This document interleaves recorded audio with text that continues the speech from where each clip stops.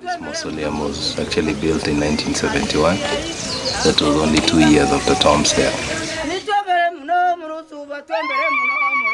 Tom, being one of the leading lights in Kenya's struggle for independence, was politically assassinated on the 5th of July 1969, and that was on Government Road, which is today Mboya in Nairobi.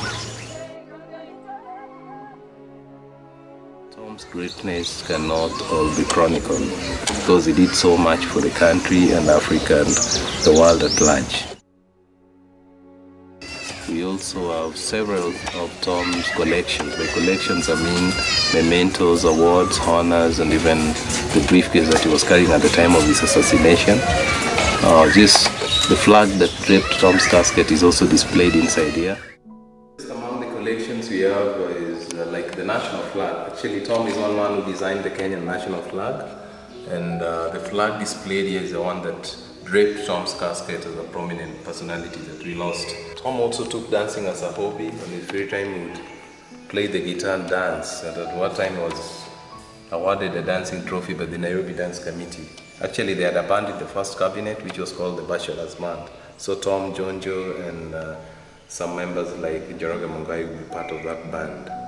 We have this emblem from Oxford University, and Tom actually had a stint at Oxford University through some scholarship by the trade union movement. Just one of these nameplates that we put on his office desk was a souvenir from the Chinese government.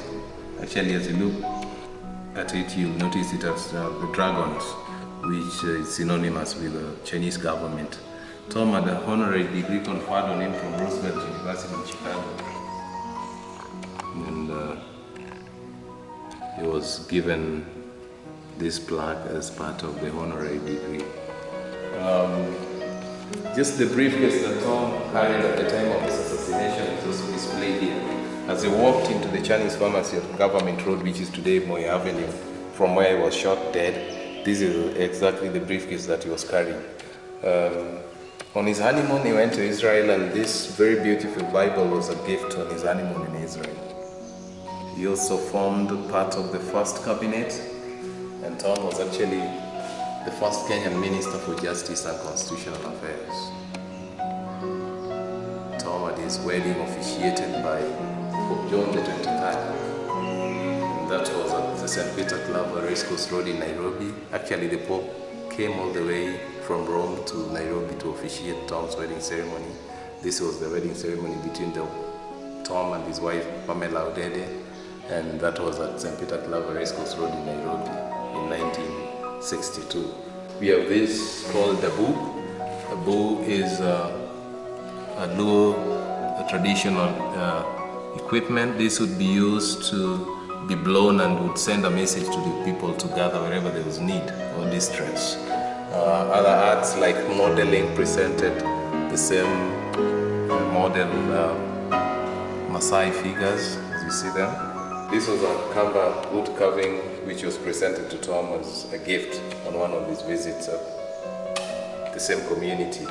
Our brothers at the coastal part of Kenya also presented what we see as gifts.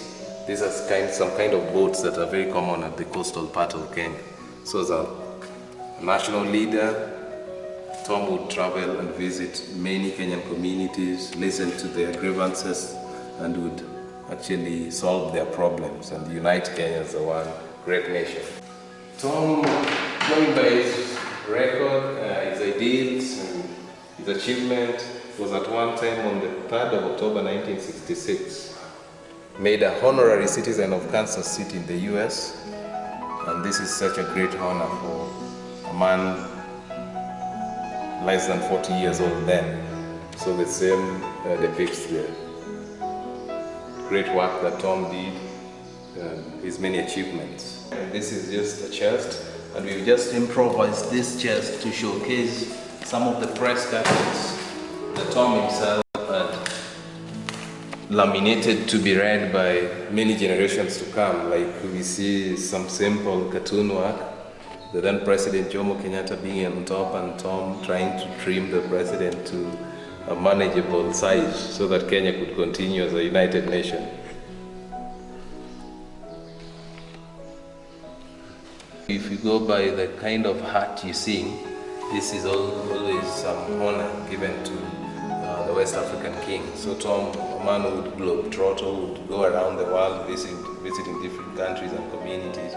This is just one of the gifts that was given to carry home and would bring the friendship and unity we shared among the nations, especially Kenya and the West African countries. So this was carried home as a gift, and we today display this to be used as a source of inspiration in telling Tom's story and teaching and making people from whatever backgrounds learn to unite, cooperate, and move together.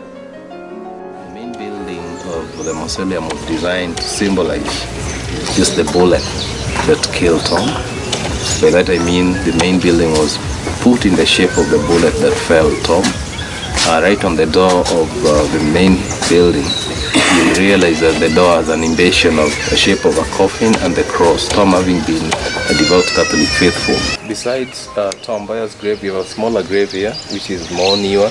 This means here lies a friend of Tom's who was called William X. Shainman. We have learned that Tom was a great friend of the US among other foreign nations, but here lies a man, William X. Shainman, who had wished to be buried close to his friend Tom. Actually, William had worked very closely with Tom in the trade union movement.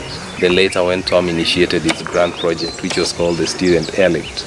The airlift would enable bright needy African students studying in the US and other countries on scholarships. This was deemed as a solution to the problems of shortage of manpower. So Tom would airlift bright needy African students who study in the US, get the necessary training, and maybe later come back and help in nation building, as after independence most of the whites would leave and go back to their countries. So that kind of vacancy would remain and would be filled by those who had already been airlifted to acquire the necessary knowledge and would come back and help in nation building.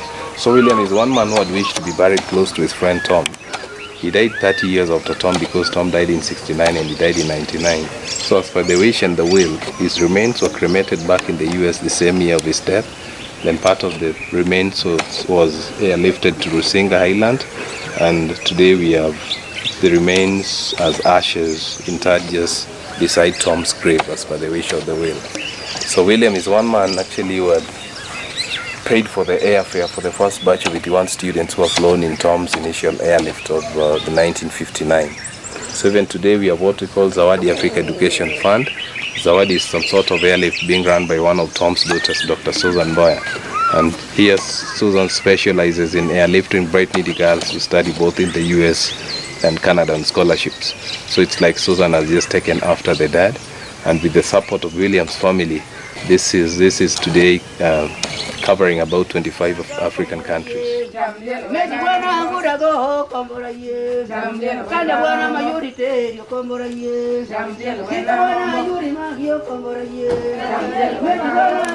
actually celebrate Tom's anniversary every year on the 5th of July, the day of his death, and it's always a very high-key occasion.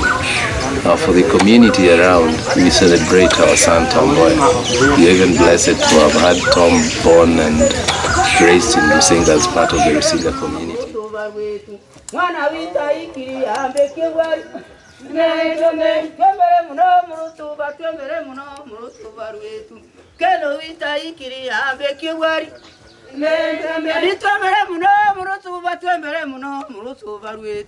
Alicia ikiri ambo mukiga nitwebere muno murutuba twembere muno murutuba rwetu.